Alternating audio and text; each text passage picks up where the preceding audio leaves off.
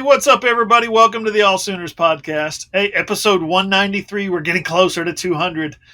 It's Thursday, June 29th. I got to be honest, we took last week off. I could tell you why, but it'd be a HIPAA violation. I can't express everything. Ryan was on vacation last week. I'll blame him. Ryan Chapman, he's over in Moore. He's got a new apartment in Moore. He's showing off for the crowd. Welcome in, Ryan. Yeah, you guys get to see, the very back wall of my living room. So congratulations. You've gone from the back wall of a corner room to the back wall of the living room. And yeah, I can lay on the grenade for the pod last week. I was supposed to be back on Tuesday, but once South Florida gets its hooks in you, John, it does not want to let you back out. So it got bumped back a day, all that stuff. I was actually supposed to be back Monday, got back like Tuesday. It was a disaster. So shout out to the scattered showers in South Florida. Speaking of laying on a grenade, Ryan, I feel like that's what I've been doing for the past about 10 days. Got some work done in the backyard, and out went the back. Lower back has laid me up for the past 10 days. So we missed last week. We're back this week. We're glad to be back. That's all I can say. I'm in Tulsa. I'm John Hoover, by the way. Later on in the show, we're going to hear from our recruiting analyst, Randall Sweet, who has gone to so many camps this summer. Ryan, he's earned the absolutely perfect nickname of Camp Randall. He's proud of that, too. Well, we just have to figure out, is there a way that Oklahoma has an open Power 5 in 2024? I know that Maryland is all locked up, but if we could just somehow, some way at AllSooners engineer Maryland to have an open date so that Oklahoma could travel to Maryland. Can't take Randall to Camp Randall, but it would just be really fitting, it feels like. That would be fun. We're going to get to that here in a second, Ryan. Randall's going to come in segment 3 and bring us the latest in the recruiting situation. I got him on special assignment this week, too. We'll talk about that later in the show. Why don't we start with something lame? Keep the listeners, keep the viewers entertained, right? We'll start with the lame stuff. Big 12 Media Days is coming up in about 2 weeks. Holy crap. Literally 2 weeks. July 12th and 13th there in Arlington at AT&T Stadium. Raise your hand if you're looking forward to Big 12 Media Days.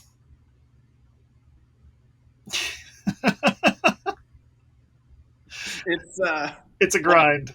It's an absolute grind. New look, new feel, same league.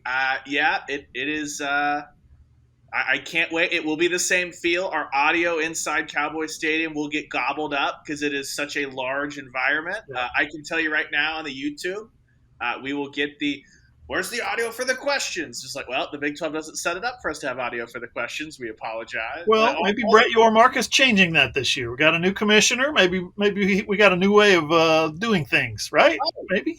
Here's what the likelihood would be. The podium's going to be the same in the end zone, and we're actually just going to have to watch it from the press box as far away as they can get us from the field, because that's what Brett Yormark does as far as his changes for media. Yeah, Big 12 basketball media put you up in the rafters and make you watch it from up there. I am kind of looking forward to seeing some of the changes that they're going to implement. Of course, there's 14 teams this year. The email we got from the conference PR office in February, the one that recaps the season and has all your awards and your all Big 12 teams and your All-American teams and your Heisman and all that stuff. You get all the bowl games in. It comes out in February. The one we got in February said, here are save the date, Big 12 Media Days, July 12th and 13th. All 14 teams will be available both days. That's apparently not going to happen now. They sent out a tweet yesterday, a series of tweets that said day 1 will be these 7 teams and day 2 will be these 7 teams. It's like, I thought we had 2 full days of Oklahoma Sooner coverage, but it's going to be what it always is. 7 teams on one day, 7 teams on the next day. I'm okay with that. OU representatives, I bet you guys could probably guess 3 of them. I was a little surprised by the 4th. One, Daniel Stutzman. I believe he's a linebacker for the Oklahoma Sooners. Quarterback Dylan Gabriel, of course. Drake Stoops, team spokesman. You knew that was coming at some point in his career. And then Jonah Laulu, is the fourth member of the press corps representative, I guess. He's going to show up at Big 12 Media Day. What do you make of that, Ryan? What do you make of Stutzman? Obviously, he's going to be fun. Gabriel is going to. We're going to get a lot of kind of coach speak, quarterback speak from him. A lot of even keel stuff. Stoops might tell some funny stories. He's been known to pull back the curtain a little bit, and I can't frankly think of maybe just one time that we've talked to Jonah Laulu. Maybe two. A lot of post-game stuff for Laulu where you were in with Brent Venables and I was kind of chilling out with Jonah. So I think you may have missed those. I remember good conversations with him at Nebraska. But again, that's kind of when very inside baseball, the press conferences all run at the same time. Yep. That's why I don't get a lot of FaceTime with Brent while you're in there and we're out and about. But Jonah, big character. The way I looked at it is like we're going to get all business, very buttoned up, a lot of coach speak from the offensive half of things for Oklahoma. And who knows where the defensive press conferences are going to go when you get Danny Stutzman, Jonah Laulu. But we saw last year, like, right off the top, Ethan Downs as a sophomore was sent. Like, I don't think that how Brent Venables selects the guys for Big 12 Media Day, it's like a big indicator, like, oh, here's your starters, things like that. It's just guys that he trusts that have worked their butts off in spring practice and in the summer workouts today, and guys that he thinks that'll be great representatives in front of a microphone for Oklahoma. So Laulu's going to he's just a fun guy to talk to. He'll have a lot of insight about things going on around him on the defense, but as he moves kind of to the interior and Oklahoma continues to add those guys, I'm not sure it's watch out for Laulu to be a huge piece, as much of a veteran guy, works hard, does what he's asked, including a position change. And so I think you're going to get that there. My hope and dream for this, John, is simply this. Oklahoma, we know, loves to, and rightly so, use Danny Stutzman in a lot of their behind-the-scenes stuff because he is quite the character, all that. Danny Stutzman needs to be unleashed on the rest of the Big 12, and I don't mean taking people's heads off, things like that. If Danny Stutzman is not meandering about the breakouts as well, trying to get the exclusive from other members, the other 6 teams going on day 2, then what are we even doing? We are wasting his true talents in a media day setting. Yes, agreed. He needs to be the lead interviewer for whoever is being brought by all those other teams, for sure. Heck, make him come on day 1. Bring him on day 1. Fly him in special to do some media day stuff because he's going to be a media star one of these days. Stutzman and Sark, the sit down. They call it Stutz Cuts. It's a great name. Cuts with Stutz. It's pretty big time. Shall we talk transfer portal, Ryan? Sooners lost one this week. What the crap? Where's this stuff coming from? Let's go back to last week. We missed last week's pod, so we have to recap. Derek LeBlanc. Derek LeBlanc, we hardly knew ye. You were in town for about 5 months, enrolled early out of high school in Florida. Looked like you were having a good spring. Things were happening. And then spring is over. June gets here, and Derek LeBlanc, defensive tackle, says, 4-star defensive tackle, says, I got to go back home.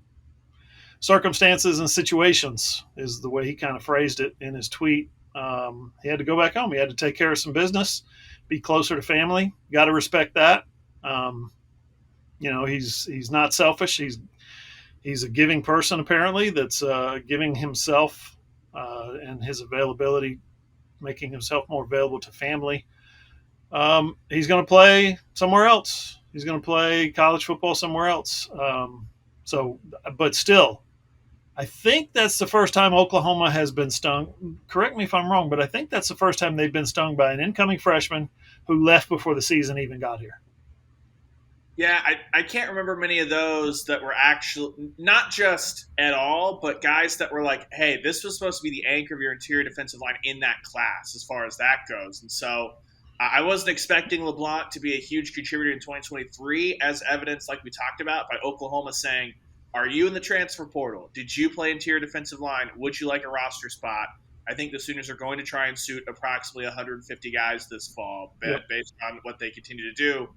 So we saw the statement. He goes back home to UCF, which is just 30, 35 miles-ish from his high school campus. That makes all the sense in the world. But now it's again, Oklahoma's relying on a lot of Band-Aids on the interior of that defensive line, which for 2023 can be fine, but everyone knows this team's not building for 2023. They're building for 2024. We have the SEC schedule. We know what the matchups are going to be, and you can't succeed in that conference if you're not able to A, get elite defensive linemen, and then B, keep them around to develop those guys so you can start to build depth. We're seeing that a little bit at the defensive end spot. Really like what we saw in spurts out of R. Mason Thomas last year before the hamstring.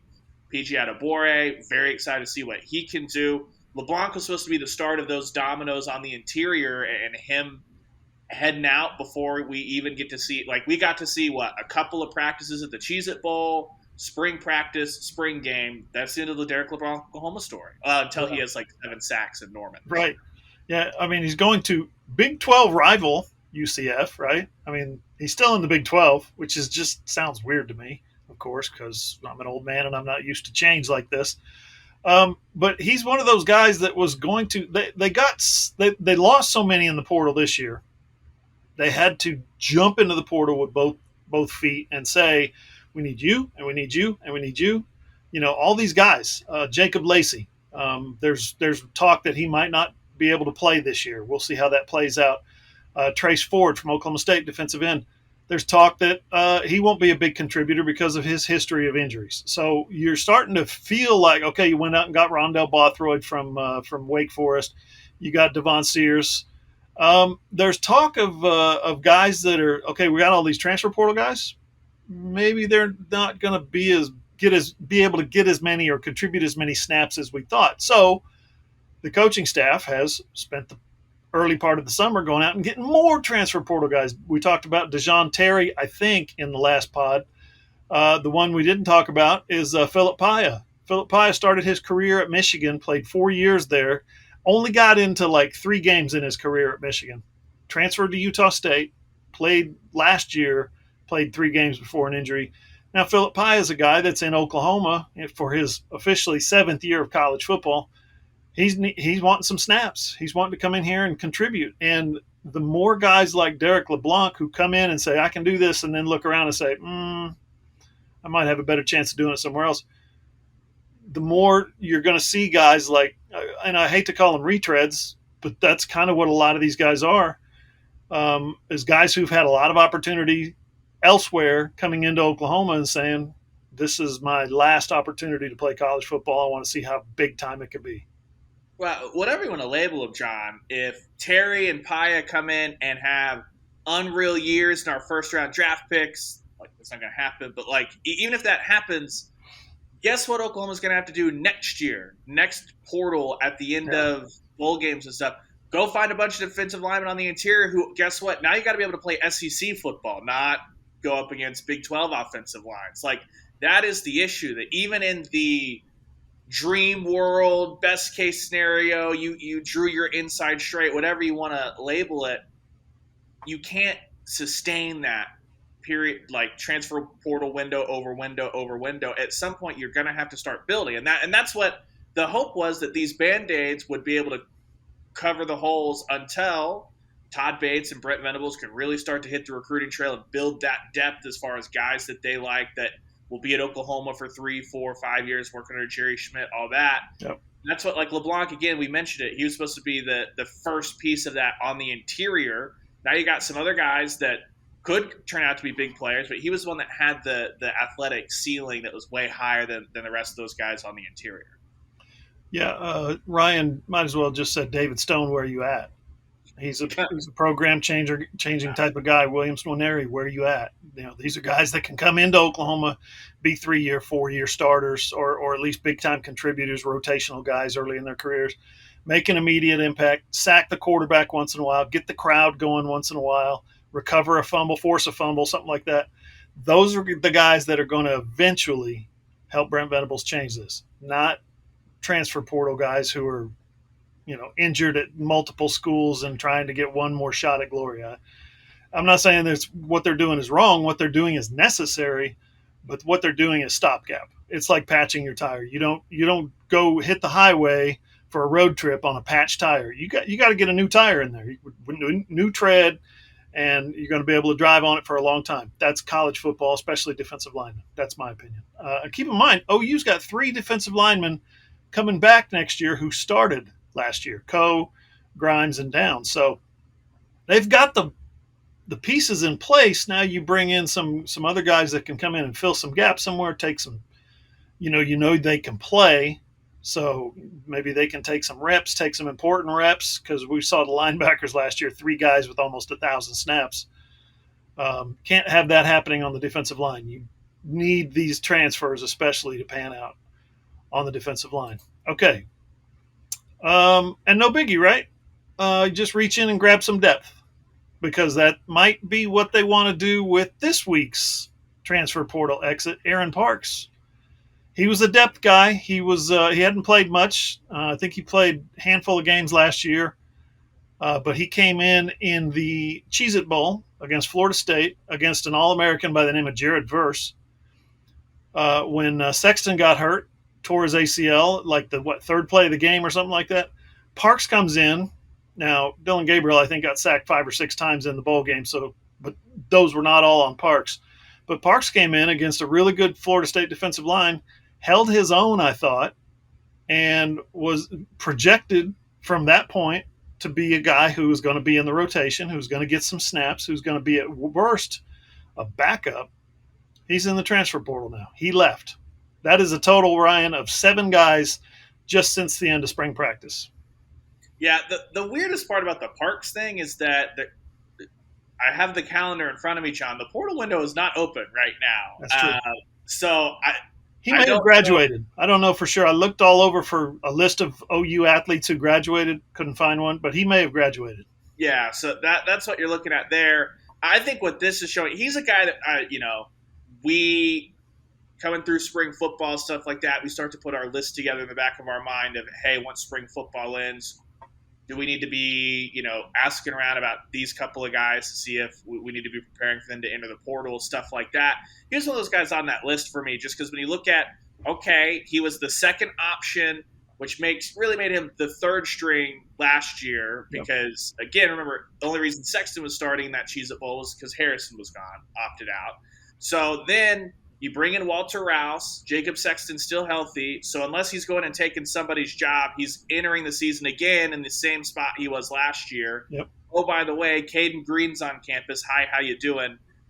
That's a guy that was kind of take off. And then it becomes the question of, if Parks and Green were the exact same, I think everyone would say you should probably go with the younger guy and invest in him, who will be here longer. So it's one of those things that Parks had competed for a couple of years and hadn't made really a ton of headway as far as getting onto the field. So if he was content to come in and try and fight for some snaps, stick around. If he wants to go try and find somewhere to start for his last couple of years of college football, hit the portal and test those waters. So I think that makes perfect sense. I don't think it's a huge loss until you start worrying about depth and things like that. But I'm not sure that that's what Oklahoma – like if you're starting to get to the Aaron Parks territory, then a lot of depth has been thrown out the window, and the season is not going the way that even Bill Bedenbaugh wanted it to go. Yeah, and the thing about this personnel-wise is I'm sure at some point Bill Bedenbaugh and Brent Venables had that conversation with Aaron Parks. Listen, we want you to be here.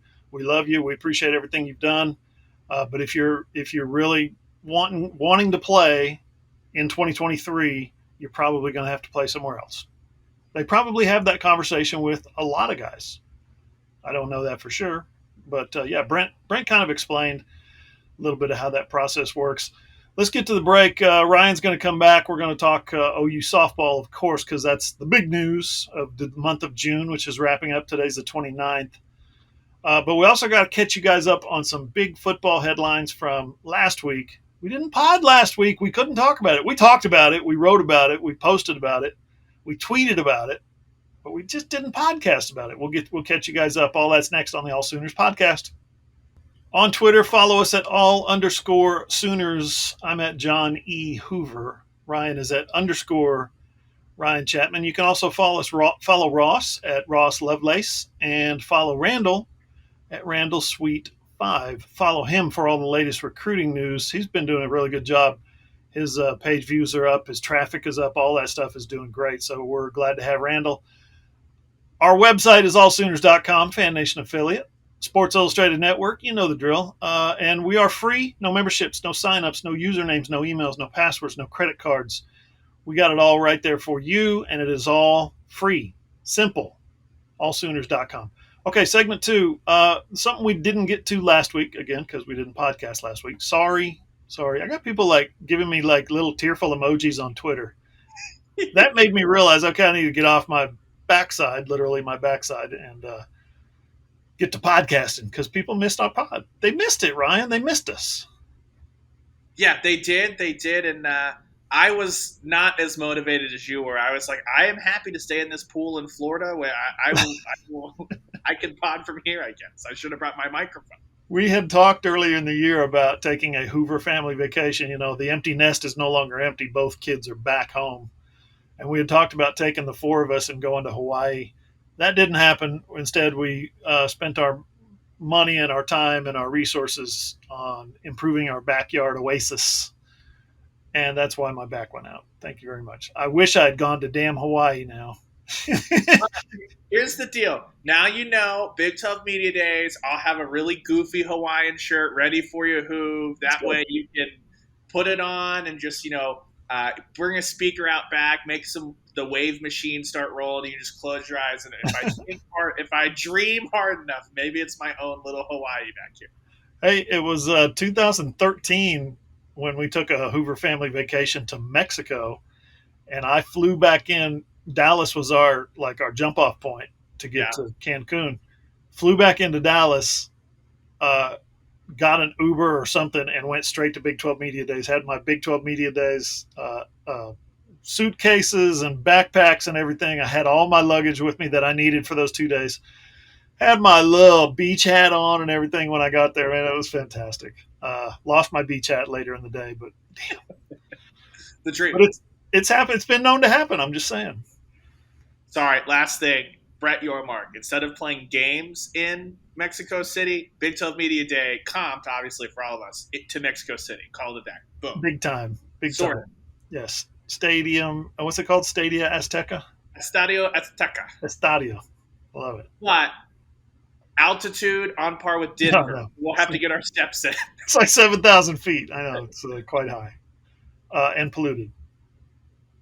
Yes. Okay. Let's recap what we didn't get to last week, which was the biggest headline of the summer that didn't involve Jordy Ball and a national championship for softball. And that is the SEC schedule reveal for 2024. Easy peasy, Ryan. Home schedule is Alabama, South Carolina, Tennessee, and Texas. Road schedule is Auburn, LSU, Ole Miss, Mizzou. Obviously, the least fired up we are is Mizzou. They've played something like for 90 years. They were in the same conference. OU owns 75% winning percentage or something like that. That doesn't move the needle for OU fans. Doesn't move the needle for me. I'm glad to get back to Columbia. I'm only been there, I think, twice covering a game, so that'll be fun. But when you say Auburn, War Eagle, and you say LSU, Saturday night in the Bayou, Death Valley, and you say Ole Miss, spend a whole day on the Grove, those are the kind of road trips that I'm thinking of when I think of OU in the SEC. Yeah, and it was kind of the I was wondering what the initial road slate would look like and all that, and then say exactly what you're saying. Wait. We had to go see Jordan-Hare, which is one of the I've only been in that stadium when it's been empty. I've been around campus in Auburn a couple of times in the summer, accompanying my sister to soccer camps. But it's one of those things that, much like it's a little bit smaller than Neyland, obviously, but when you walk in it, the way it's just built, it will gobble up whoever steps onto the field there. So that atmosphere is going to be a ton of fun. The Grove sells itself. We can just only hope that Lane Kiffin is still around, kicking around, because would that set a new record for his longest tenure in one spot if he stays through 2024. So I'm hoping that the Lane train is still there. And then, come on now. The Jello shot kings of the world, the Louisiana State Tigers. What else could you ask for? Death Valley, hopefully at night, year one in the SEC. That one is the welcome, boys. We understand we had to move Georgia off your schedule this year, so we got to give you Alabama or Georgia. It makes more sense to give you Alabama, considering Alabama and Texas playing at home and home. I understand that at home. That's the, hey, we need to make this up. The welcome to the SEC, here's your number, go sit down, is the Death Valley at night. Have fun. Yeah, I have actually done all three of those stadiums on a Saturday night. Actually, Auburn was like 2:30 kickoff, I think, and it got a little dark toward the end. But the other two games that I covered, I used to be the Arkansas beat writer for the Tulsa World back in the late '90s, and let me just express how much college football has grown and evolved and changed since the late '90s. It's not hardly the same spectator sport that it was. I was at Neyland Stadium when Clint Sterner fumbled in the final couple of minutes, and they ended up blowing like a 24-7 lead. Vols came all the way back. So don't get me wrong. The electricity in those stadiums was phenomenal. I saw Arkansas take down, Florida coming off a national championship, and Bob Stoops was the DC, take down Arkansas 56-7. Javon Curse had like 3 sandwiches in the backfield. It was obscene. So I've been all through the SEC on the road. I've seen almost every road team in the SEC, and they are on another level. You heard Joe Castiglione talk about it at the Regents meeting, which was also last week, which we didn't get to cover because we didn't have a stupid podcast. But you heard him talk about it and how, and the Regents at the Regents meeting talked about, we have to step up. We have to be better at tailgating. We have to be better, louder fans. We have to be more aggressive with our ticket sales. And I mean, everybody around looks at this schedule and sees Alabama coming to town, South Carolina getting better every year, it seems, under Shane Beamer coming to town, Josh Heupel and Tennessee coming to town. Not, Butch, Butch Jones, not some, rum-dum Tennessee coach that's just holding a place there for the next guy. But Josh freaking Heupel is coming back as a head coach in 2024. Those are phenomenal. And then you're going to play an SEC game at the Cotton Bowl in Dallas. How's that grab you? Oh my God, I'm getting chills just thinking about it. Yeah, it's that home schedule is. I know that there are a lot of other Big 12 fans that roll their eyes at Oklahoma and Texas fans that are like, oh, look at this, blah, blah, blah.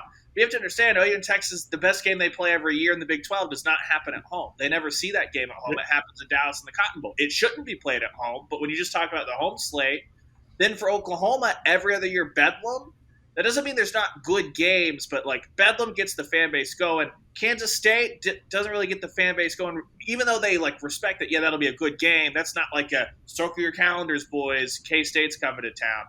Alabama's coming to town. Circle your calendars, boys. That thing's going to happen. Tennessee's coming to town. Put it on the calendar, right? You know what I mean? Like those are the games that you talk about when you put this SEC schedule together. You add in the Josh Heupel factor there, the Shane Beamer factor. It's one of those things where you look at it and go, yes, this is why you make the move. This is why you run the risk of not winning 6 straight Big 12 championships, all that stuff. What do those 6 Big 12 championships get Oklahoma?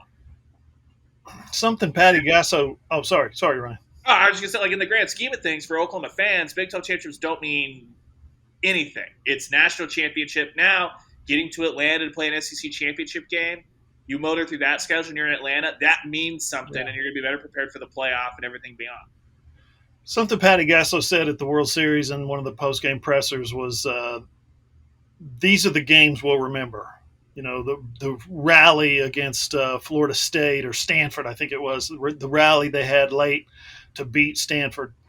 These are the games that when we get together in 10 years or 20 years, these are the games that we'll talk about and laugh about and say, ooh, remember this? We're not going to remember the run rules. And the reason I bring that up is yesterday I was doing some research on a story, and I came across this.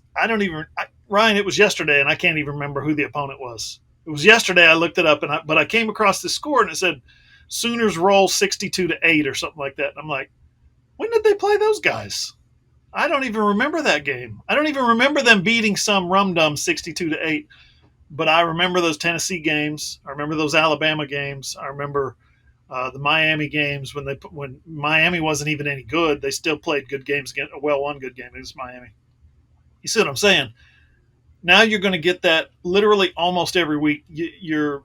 Whoever you play in conference play, they're not going to roll over and get beat 62-7. If you've got a national championship type team and they're at a like a Missouri has got, or an Arkansas or Texas A&M or somebody like that's having a really crappy season, then maybe you might get a 50-14 type of game, maybe. But those are gone in conference play. Those are officially gone. It's non-conference now. We got to talk about, Ryan. In 2024, you've got Temple and you've got Tulane. You still need two non-conference games. You still need two non-conference opponents. You're playing Temple on the 31st of August. That's when it's scheduled. And then Tulane September 14th. Again, that's when it's scheduled. Who knows if they can shift those around or whatever. You're not playing Oklahoma State. Get that out of your head. Joe Castiglione expressed at the Regents meeting that that's not going to happen. They don't have any availability, and neither does Oklahoma. And if you're in the SEC, here's the deal. You have to play in addition to your 8-game and or possibly in the future, very likely 9-game conference schedule, you've got to play a Power 5 team. Now in 2024, you've got 4 openings. You've got, if you're Oklahoma, Temple, Tulane, and then you've got 2 openings. One of those has to be a Power 5. There are 2 schools right now, 2, who have openings. Rutgers and Northwestern. So you're going to play, and Joe Castiglione kind of confirmed when he was asked about it. He said, yeah, there are literally a couple of teams that have openings. And I looked them up. That's who those opponents are. Rutgers and Northwestern both play Big Ten schedules, 9-game Big Ten schedules. I think they both play UCLA in like the last game of the year or something like that. It's kind of a weird scheduling quirk in their Big Ten conference schedule. How do you feel? I mean, they'll sign up an FCS for the other one, but how do you feel about Rutgers and Northwestern invading that SEC schedule in 2024? Yeah, I mean, it's not ideal, but I would expect Joe Castiglione to continue to schedule the way that he has scheduled, which is you have Cupcake Week to usually it like builds of that. A group of 5 name that you recognize and a Power 5 team. Now, he won't have to go out and put Tennessee on the schedule or Georgia on the schedule. Right. Those Power 5s will then become mid-Power 5s probably. But I think it's one of those things like everyone's having to suck it up in 2023 because SMU had to fill the spot for Georgia, and yep. It is what it is. People get it. I think that in 2024, yes, Oklahoma's going to get hammered for whatever that extra game is, but the reality of the situation is this is what happens when college football schedules non-conference games 5 to 10 years out, and then on a 3-year window you change conferences and change scheduling models. So it's gonna take a couple of years for Oklahoma to even kind of get their non-conference on. And here's the other thing is Oklahoma doesn't really want to plan for 2026, 27, 28, whatever, because guess what? If the SEC decides to expand to 9 games, then they might reconfigure all of that too. Yep. So the 2024 non-con is not going to be fun, and it's really nobody's fault when it comes down to, like, would you have rather been in the SEC or stayed in the Big 12? Everyone knows the answer to that question, which means that the non-conference, it's just what Oklahoma can throw together.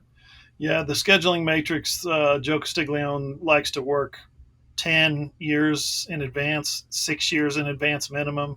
I think the Clemson schedule came out 22, was it? No, 21, 15 years ahead of time. So he said, yes, I like to be meticulous in my scheduling, but I also have to be nimble. And that's what he's doing. Trying to make it seem like, hey, we're playing a Power 5 team, but the Power 5 teams that we wanted to play, Georgia, Tennessee, Alabama, Michigan, some of those are conference games now. So, yeah, it's interesting. We'll move on to softball, everybody's new favorite sport here on the podcast. Believe it or not, OU softball, Ryan, I'm going to go out on a limb. I'm going to stick my neck out, and I'm going to watch 500,000 OU softball fans chop my head off. All is not rosy right now with OU softball. You've had the news has been obvious. Jordy Ball leaves. A few minutes later, Sophia Nugent leaves. Those were 2 huge stories for us. And now this week, Jocelyn Erickson leaves. You seem surprised by the news that Jocelyn Erickson entered the transfer portal. Yeah, well, it was weird if you had told me, John, if we had powwow in the press box right after the national championship game, and you had asked me what's your short list of people. I was obviously a paranoid schizophrenic person telling you like this. I feel crazy, but this Jordy Ball thing seems to not go away. But I said like Nugent one to look at, and Erickson that was another one to look at. But then you got on beyond that first wave of entries where Ball and Nugent entered on the same day, Yep. a week, 2 weeks, and then it seemed to kind of all settle down. And it felt like people that I talked to had thought, okay, Ball and Nugent might be the only two. The move for Erickson makes sense. Your first baseman's going to be Sydney Sanders, so she's going to be bumped out to either playing in right field. Well, Patty Gasso was really confident in Torres at right field. She was going to fight off freshmen. That they've got a couple of really talented freshmen in the field in this 4-woman class that's coming in. No guarantee there. I actually think the biggest hole, John. I know she was a lefty, but she could have served as Oklahoma's backup catcher. Now OU needs to find a backup catcher. So it'll be interesting to see. Oklahoma, at least outwardly, hasn't been super active so far in the transfer portal. It's been kind of odd. We saw, Vodder from Stanford hit the portal. I had thought that something would fizzle. Still could, but it doesn't seem like there's just a ton of movement, at least that I've been able to track. Yeah. Kern, who is the freshman from Indiana, who had a really good year, she hits a ton of home runs, but she's not really an option in the field, John. She had a ton of errors playing at second base as a freshman. Still good enough to be Big Ten Player of the Year, all that 20-plus home runs, absolutely. So that could have filled a DP spot for Oklahoma, but it really feels like still would love to see that roster add another pitcher. They need a backup catcher, and then from there kind of going, because that's what Erickson could have done. I know that we were all excited about what she had done in the non-conference, but as the year went on, she really came back down to earth. And Patty Gasso had talked about, she's someone that was still learning that, hey, this is what it takes to fight every single day in practice. And again, one of those things that I had thought that she was going to stay through just because she didn't take that early, option to hit the portal, but it's not overwhelmingly shocking. Just the timing of it didn't make much sense for me. Yeah, her playing time diminished down the stretch of the season because her productivity diminished. Ryan, I looked it up. Since the Big 12 tournament, the last 10 games of the season, she batted 118. Jocelyn Erickson did, and that's tough. She had a home run against in the regional. Yeah, was it the game against Missouri that she went yard? Yeah, I can't remember. It's left me now. I wrote about it. Those games were the blowouts that all ran together. Yes, it did all run together. But she started the year leading the team in batting average and home runs and RBIs and doubles, and she was unbelievable. You made reference to it. It's the college softball season is a long, exhausting, mentally draining grind.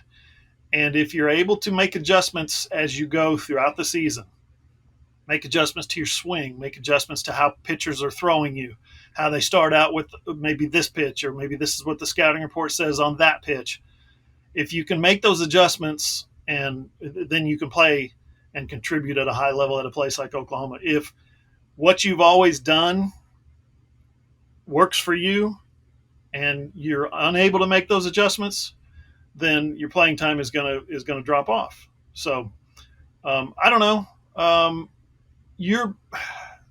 She could have been a good option. I thought Erickson could have been a good option. She didn't catch last year at all, but she did catch previously, I'm told, in travel ball and a little in high school as well.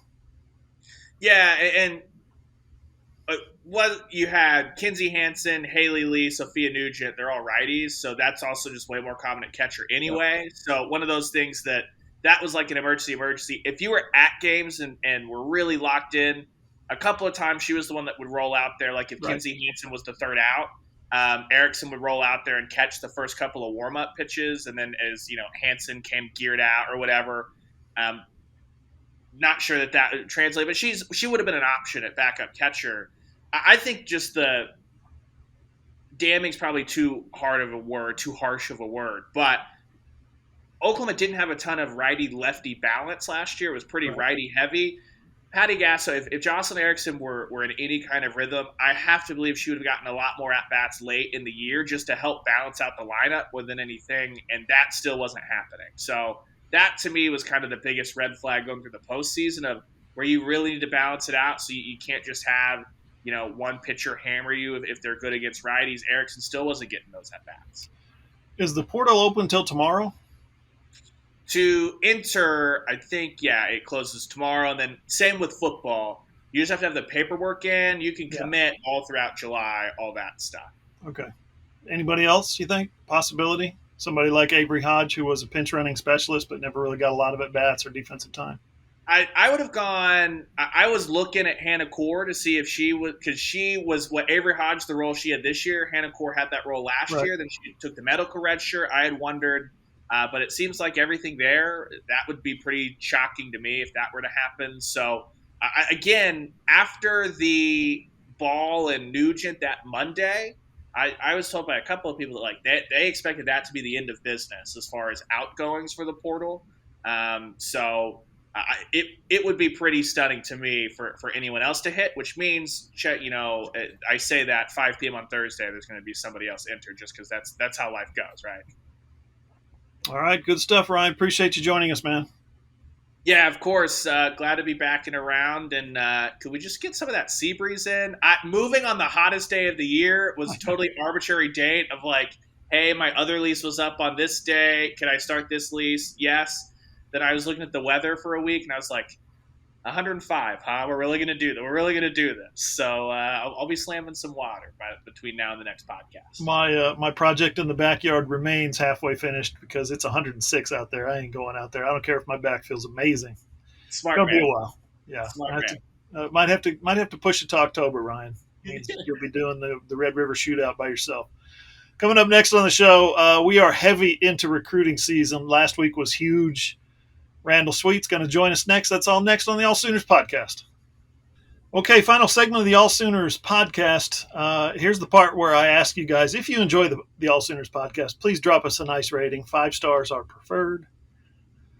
Please like us and share us on social media if you can, please. And if you're watching us on YouTube, please like and subscribe and leave us a comment. Mash that subscribe button. I love that stuff. One little softball note that we didn't get to with Ryan that I thought was really cool this week. Kinsey Hansen won the Johnny Bench Award. That's badass. It just is. So OU now has the most outstanding pitcher in the World Series. They have the Defensive Player of the Year in the outfield. They have the Defensive Player of the Year at shortstop, and they have the Catcher of the Year behind the plate. That's what you call strong up the middle, guys. In case you're wondering. That's what baseball and softball coaches mean by strong up the middle. Okay, segment 3, congrats to Kinsey. Segment 3, Randall Sweet has joined us. Randall, you had a couple days off. I hope it was productive. Yeah, absolutely. It was good. It was good. You got to go back home to Lubbock for a little while. Tell us about Lubbock. You're a Lubbock kind of guy. You said you moved there in 2012. You know some things about Lubbock that most of our listeners and readers don't know. And this last year was the final time for OU to go to Lubbock, in conference play at least. So tell us a little bit about it. I think that Lubbock is a lot bigger than people would realize. If you've never been there, you'd probably think it's just some town out in the middle of the desert. But there's around 300,000 people in the Lubbock metro, so it's a decent sized town. They love football out there. We were talking before the podcast. They don't have the deepest history of tradition, but they really do get riled up. Their fans do. They make a good environment for college football out there. And you said you have no idea where the tortilla tradition comes from. What? No, I've never been able to get an answer on that. My years living there, I never got an answer.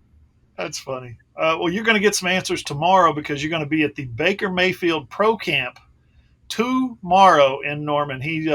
Baker comes back to Norman, Oklahoma, puts on a little camp for kids. It's a moneymaker. It's not a charity thing, but they do scholarships where some disadvantaged kids can get in there if they apply and that kind of thing. But it's the Baker Mayfield Pro Camp. It's closed. Don't try to run out there and enter your kid. It's too late. But Randall's going to be out there. They do a little media session. They let the media folks with cameras run around, get some some images of Baker interacting with some of the coaches and some of the celebrities that are out there. I got some great B-roll video one time, Randall, at this thing of Baker turning and handing off to Barry Switzer, and Barry Switzer turned and pitched to Billy Sims, and Billy Sims strutted in for a make-believe touchdown. But it was cool to see those guys, generations of Sooners interact like that. And Baker does a little media session. He does a little interview. Usually, I'm going to presume that he's going to do one tomorrow. What are you looking forward to the most about that? Well, just hearing what he has to say about what he thinks about this upcoming season with the Sooners. I've seen recently he said some things, kind of put his faith in BV. So interested to hear more about that, and just always good to see Baker back in Norman. He seems to really really enjoy it here. Yeah, Baker is no doubt impressed this week by Brent Venables' recruiting efforts. 4 commitments in the past 9-10 days, something like that, a little over a week. Yeah. Wyatt Gilmore, defensive end out of Minnesota. Xavier Robinson, the running back there at Carl Albert. Dozie Ezekama, wide receiver out of Texas. And then James Nesta, linebacker out of North Carolina. Let's break those dudes down.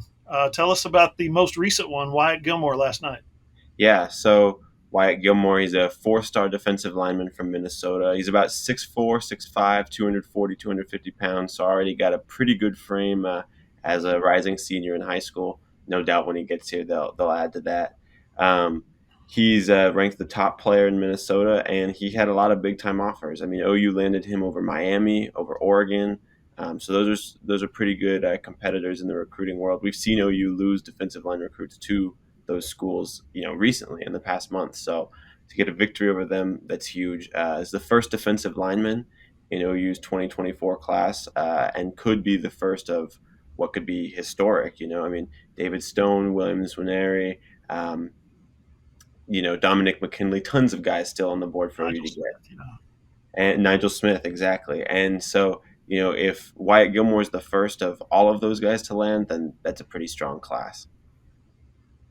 The day before, we saw Xavier Robinson come in, huge running back. I've seen him in person now a few times, not on the field, just standing next to him, and he looks like he could play in college today. I mean, he's a huge 6'2", 220, and every bit of that, if not more. Yeah, 100%. I mean, and you watch him play and you believe it. I mean, he just throws guys off of him, just these monster stiff arms. I mean, and for a guy that's as big as he is, he doesn't have bad speed. At least it doesn't look like it on film. Sorry. No, go ahead. Some interesting stuff about him. You know what? We'll just talk commits right now. We got some more recruiting to talk down the line. So go ahead. Dozie Ezekama, the wide receiver. Yeah. So Dozie's actually really interesting. His older brother was a wide receiver at Texas Tech. Now plays for the Miami Dolphins. I think he was a 4th-round pick in the NFL draft. So it's always good to have guys with that bloodline on your team. They usually is a pretty good indicator that they've got some potential. I think he's listed at 6'3" already. He's about to be a senior. So we've seen in the past at Jeff Levy's previous stops that he loves these big-bodied, outside receivers. And Dozie Ezekama, he came to the Brent Venables camp. He kind of showed that even as big as he is, he can move around pretty well and kind of fill that role that Levy and Emmett Jones like. And he got an offer there, and I think he committed less than a week later. So he was obviously very impressed. I believe his brother, Eric Ezekama, was coached by Emmett Jones at Texas Tech, and so the family seems to have a pretty good relationship with Coach Jones and with OU already. I believe he even gave the quote that he wasn't planning on committing as early as he did, but when he was here, it just felt right. Yeah. Sometimes you just know, right? Yeah. I forgot to mention with Xavier Robinson, this is a guy who in 5A football last year ran for almost 2,600 yards and 40 touchdowns. Yeah. So with the size, with the production, it's hard to say no to a guy like that. Top 5 guy in the state of Oklahoma.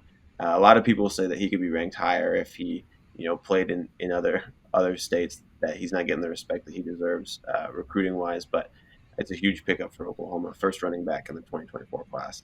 Right, and OU fans love their running backs. In high school as a junior last year, he averaged 9.4 yards per carry, and in the playoffs, 210 yards per game. Yeah, so get some of that. He's a hell of a player. and now playing with Kevin Sperry. Yeah, we'll talk about that in just a second. That's amazing. What an unbelievable team. Yeah. So the fourth and I guess first commitment of the group though was James Nesta, 6'4", 210-pound linebacker. From what we've seen on film, just looks like the prototypical linebacker build that Brent Venables, that Ted Roof, this defensive staff loves. Flies around, loves to hit people from the film, and a guy who's going to play football and baseball at OU. He's supposed to be pretty talented on the diamond as well. That's a pretty good haul. I want to pull this apart a little bit, Randall, and that is there's been a little bit of panic, a little bit of maybe alarm, not panic, but alarm might be a better word, setting in on the behalf of Sooner fans who are saying, why is Brent Venables getting worked in recruiting by everybody? Clemson, just name the number of teams that have signed somebody, or sorry, have gotten commitments from somebody that Oklahoma's recruiting, and it's happening. Okay, it's happening. Let me see if I got this right. In March of this year, Oklahoma got one commitment in the 2024 class. One commitment. In April, they got 5. All right. That's pretty good. That's a pretty good month. In May, they got 0. And now in June, we're 29 days through June, they've got 4. So you're starting to see that momentum flip. You're starting to see that momentum change. Yes, it's true. They went completely barren in the month of May. But guess what? Guess what they did last year? The 2023 class, which ranked in the top 5 or 6, depending on who you follow, nationally, top 23 class, they had one left over from 2021. That was Josh Bates. That was Lincoln Riley's only commit that actually signed. Then they got 2 in January, and that was Jackson Arnold and Eric McCarty. Okay, so they go into February, and they've got 3 guys committed. They went scoreless in March. They went scoreless in April. They went scoreless in May. The first 5 months of the season, they had 3 guys committed, if my math is right. Then in June, they landed 5 guys, and in July, they landed 9 guys, and in August, they landed 2 guys. So they went from 3 to, 14, 15, 16, plus 3, 19. They went from 3 to 19 in 3 months over the summer. So everybody slow down. There's no reason to panic. This is how Brent Venables recruits. And he tells those guys, he tells them emphatically, and he told us this at his very first press conference, and he told us this throughout all last year, do not commit. He held his hands up and he pumped the brakes and he said, do not commit. If you're not sure, don't commit, because I don't want you to commit to me and then go visit somebody else. If you go visit somebody else, I'm pulling your offer. That has happened a handful of times already, 2 or 3 times, I think. So Brent Venables is laying that example down to kind of express, listen, come visit Oklahoma, come to my camps, come do all this stuff, take as many visits like Wilden Wary as you want. I think he's up to 6 visits now, but he hasn't committed. So he's getting those guys in, he's showing them around, and then when the time is right, which is, historically speaking, at least last year, the summer, which goes through August, that's when the OU is going to get their commit. So I think everything is kind of unfolding according to plan, at least Brent Venables' plan. Yeah, I would agree with you. I mean, we've seen multiple recruits set commitment dates, in the coming months. Multiple guys that OU is going to be very heavily in the mix for. There's a few guys who haven't even announced commitment dates that we also expect OU to be heavily in the mix for. So, like you said, no need to panic. Let's wait till August rolls around. Let's wait till the season comes and then see where things stand. My favorite thing about Xavier Robinson's recruitment is that he was in a car on his way to an unofficial visit to Iowa State. And he was in a car with 2 of his high school teammates. And Jeff Lebby and Brent Venables called and offered all 3 guys a scholarship while they're going to visit Iowa State. That's pretty savvy. Yeah, that's how you recruit in state right there. That's pretty good. Yeah. So all 3 guys were like driving down the highway like, Wow, that's great, Coach. Thanks. It was cool. They all three expressed kind of a chill moment, but at the same time, when they hung up the phone, the parents were in the car with them, and they were just like, "Wow, guess what just happened? Oh, that's amazing!" And everybody was talking about it the whole trip. So you go to Iowa State to take your visit, and you've got one thing in your reeling back in your mind, and that's that phone call from Preventables. So savvy, so smart, so sneaky. A lot of respect there for doing it that way. That's it was Kevin Sperry was on it was in on his visit to Texas when Jeff Lebby called and offered him. I mean, it's a good strategy. Oh yeah, I was gonna say almost like there's some planning there. Yeah, I don't think those are by accident. That's what you call. I'm sure the other coaches that they're visiting don't appreciate it, but at the same time, I'm sure those guys are not above doing that. Let's talk running backs as long as we're talking about Robinson. They are hard after Caden Durham, and they are hard after Taylor Tatum. Tatum is the number one running back in the class in the country. What? What did I just say? They're going to sign three running backs, or they're going to try to sign three running backs. We'll see what those guys eventually do. But Randall, three running backs? That's incredible. Yeah, it looks like it's definitely possible. I would say that I mean, with one already in the boat, I would say that they firmly lead for one more, and then are, and that being Taylor Tatum. And then I would say that right now with LSU, it seems like at least, I don't want to speak in absolutes, but it seems like it's really a tight battle between OU and LSU for Durham. And like you mentioned, three running backs. That never really happens. In we've researched and found that that's the last time that happened coming out of high school was 2012. The last time they signed three running backs in a class in general was 2017, and that was Brooks, Sermon, and Marcellus Sutton. So this is historic territory that we're treading in, and especially with the quality of these three backs, that would really make it historic. Durham and Taylor Tatum, those are two top 10 running backs in the class. We've covered Robinson already. And so if you're able to bring in those three backs, then, that would certainly make for the top running back class in the country. And, Robinson even spoke about that after his commitment.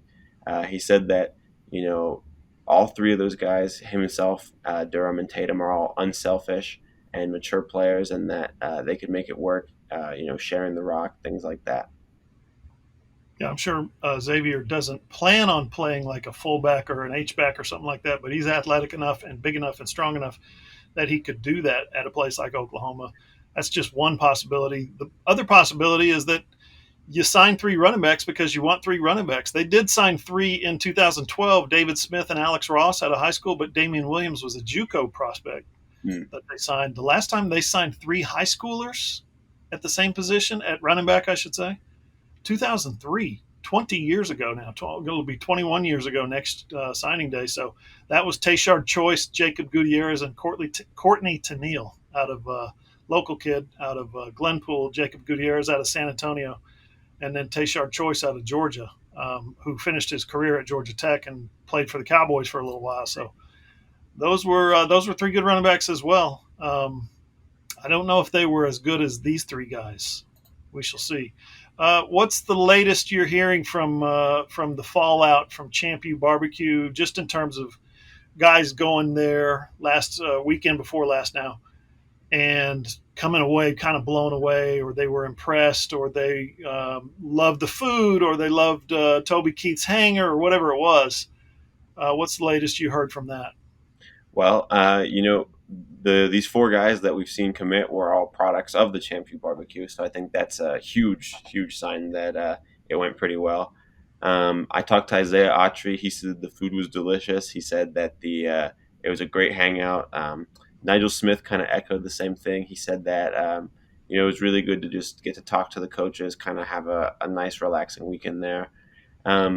But, Taylor Tatum was another guy that was there. Caden Durham was another guy that was there. David Stone.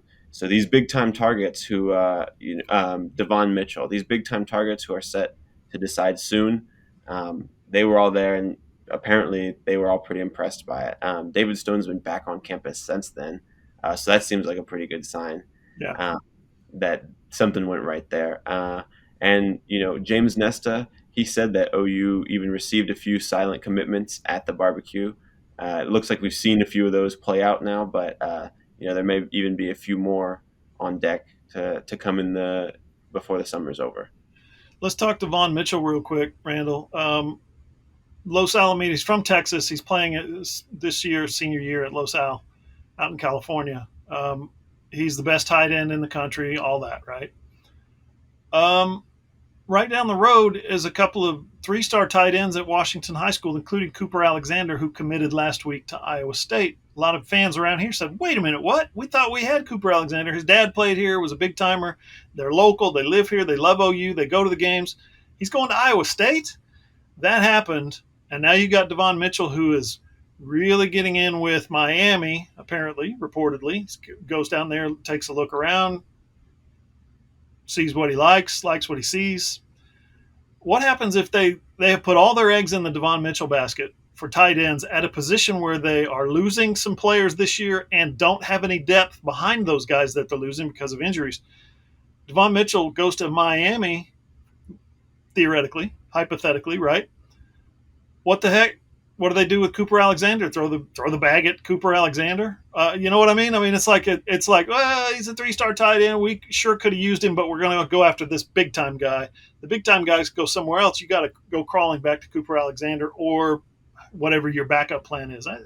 That's a tough one. Yeah, it is a tough situation. They don't have any tight end commits in the 24 class. You have to think that had they offered Cooper Alexander earlier, maybe they would have had a better shot at landing him. But, being an in-state kid, like you said, that battle may not be over. I mean, obviously he's committed, but you never know until they sign the dotted line, right?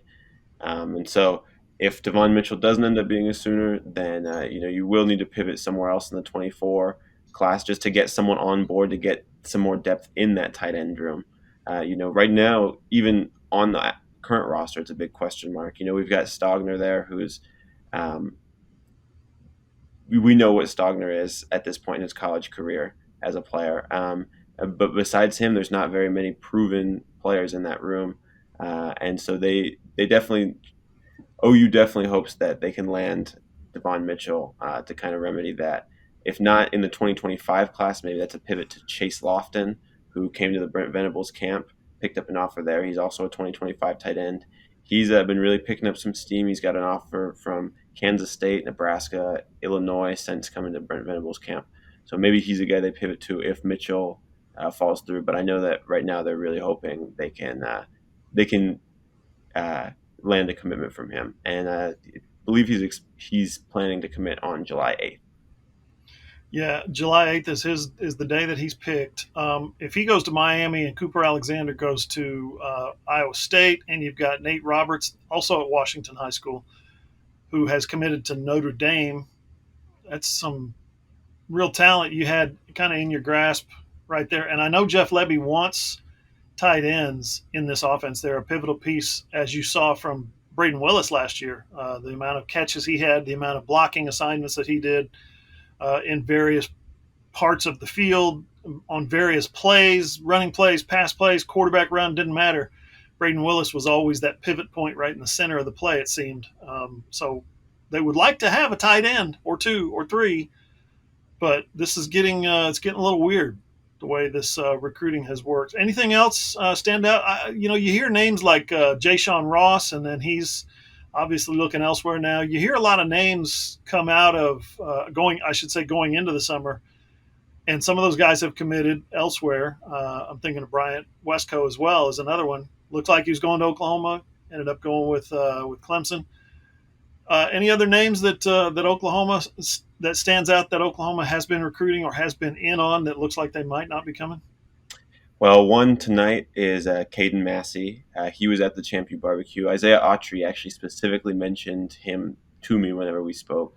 It looks like he's going to commit tonight at 7:30. He's from Linden, Kansas. He's a huge tackle. But right now it seems like he's going to be at either Nebraska or Kansas State. Yep. And that's one that I know that OU fans probably won't like to lose because, those aren't the usual heavy hitters that the Sooners are losing recruiting battles too. But um, he's a kid from Kansas, and so if he does pick Kansas State, then it's hard to. I mean, I guess it's hard to fault him for that. Grant Bricks is another offensive lineman that at one point people thought maybe coming to OU, but right now it seems like he's kind of trending in other directions. Casey Poe was another lineman that he still has a chance at, but he's taking a visit to Alabama, and it seems like he really enjoys it there. So that's going to be a hard one for OU to win. Going in and beating the Crimson Tide. He's especially when they've got the last visit out of him. Another guy that is announcing his commitment soon is Marcus Easley. He's got OU in his top 3 with Alabama and Tennessee, but from what I've heard, it doesn't sound very promising there for OU either. So a lot of offensive linemen that it seems like they're swinging and missing on. Hey, historically speaking, Bill Bedenbaugh does his best work with a bunch of 3-stars anyway, and JUCO transfers. Right? Am I right? I mean, he'll still send those guys to the league. Yes, he will. He doesn't have a long history of like landing 5-star recruits or even high 4-star recruits. It's interesting, and then he gets them in there, gets some humble guys, blue collar guys, and works them, teaches them how to work, teaches them how to build themselves, respect the game, and all that stuff, and puts them in the NFL. Simple as that. Bill Bedenbaugh's a wizard. Yep. I mean, one of his highest drafted players, Cody Ford, I think, was a 3-star recruit? Yeah, most of those guys, Orlando Brown and so on and so forth, were 3-stars. Yep. Yep. Am I forgetting to ask about anybody? Am I overlooking anything? Is there anything else coming up that we need to know? Michael Patterson McDonald, he's a safety from Westmore High School. He released his top 4 yesterday: OU, Missouri, Houston, and UNLV. He also said that he's going to commit on July 31st. Seems like OU's in a really good spot there. From everything I've heard, talking to him, talking to his dad, talking to other people around the situation, it seems like OU's in a good spot there. And obviously he's a talented player. He's rated a 4-star. He's rated one of the top 3 players in Oklahoma. So that's obviously a guy you want to get in the building for, just because he's a talented player. Yep. But aside from that, he also grew up as best friends with Caden Durham and David Stone. Those 2 guys are also from the Oklahoma City Metro. They grew up playing together, best friends. They're still very close. And if you can land Michael, it really seems like that would go a long way in helping the Sooners land Caden Durham and David Stone. Specifically Stone, both being defensive players. And, he's got a really close relationship with Michael. I remember whenever I went to go watch one of their team camps, or maybe it was the spring game, one of those 2, I can't remember. David Stone was there, and afterwards, the 2 of them actually went to go talk to BV. So, their relationship, and that would be really helpful for the Sooners landing him. And again, he's a talented player. You want those guys on board. For sure. Hot take: Carl Albert is going to win 5A again this year. Yeah. Defeated last year, pounded 14 of their 15 opponents by double digits or more. I predict more pain for Class 5A as Kevin Sperry has transferred from Rock Hill in Texas to Carl freaking Albert. The rich get richer in Class 5A, and here's the good thing. OU fans who live in the metro area or live in somewhere near central Oklahoma, they can catch the future quarterback's games because he's going to be playing right up the street at Carl Albert. Pretty cool.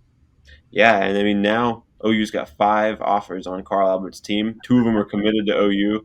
Got to like the chances to land the other 3 now with 2 on-campus recruiters essentially at Carl Albert. What did Kevin Sperry tell you about his decisions, or what have you learned about his decision? It was a huge family decision, obviously, and he told me it was about culture, and it was about fit, and it was about tradition and doing the work that's necessary to make the commitment to win. A program like Carl Albert does that, and it gets him closer to OU. He can go spend his Sundays down at OU watching film with his future teammates. That's pretty cool. Yeah, they said it felt like home here. They didn't want to leave, which from your future quarterback commit, that's something you want to hear. And in the recent Rivals 250 update for the 2025 class, Kevin Sperry was actually included in the top 250. He's a 4-star recruit. So, now playing with a better team at Carl Albert than he was at Rock Hill, you've got to like his chances to even, increase continue to rise in the recruiting rankings. I could really see that this year. Xavier Robinson mentioned their offensive line. I think they've got a bunch of guys coming back. He's got good receivers, obviously a great backfield with Xavier Robinson there. So I think they'll have a great year. We're going to be season ticket holders for Carl Albert this year for sure. We're going to get some video. We're going to present it to you guys. We're going to get some post game interviews. We're going to bring those to you guys as well. Can't wait to watch those dudes play. Randall, enjoy the Baker Mayfield Pro Camp tomorrow. Yeah, thank you. I'm excited. I'll get to talk to Baker. That'll be fun. And I want to thank you guys for listening. We'll be back next week on the AllSooners Podcast. You can catch that one and all of our shows wherever you get your podcasts: Apple, Google, Spotify, Podbean, iHeart, anywhere. If you have an Amazon-enabled device, just ask your Alexa, play the AllSooners Podcast.